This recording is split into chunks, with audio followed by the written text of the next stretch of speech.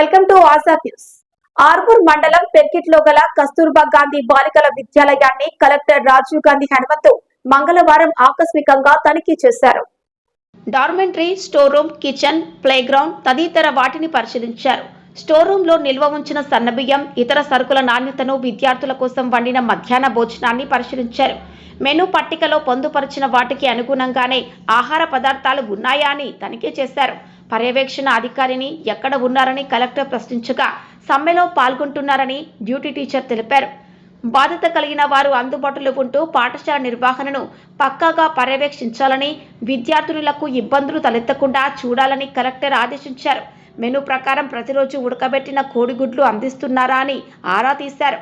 భోజనం తయారు చేసేందుకు వినియోగించే ఆహార పదార్థాలు, సరుకులు, కూరగాయలు కలుషితం కాకుండా ప్రత్యేక జాగ్రత్తలు తీసుకోవాలని నిర్వాహకులకు సూచించారు.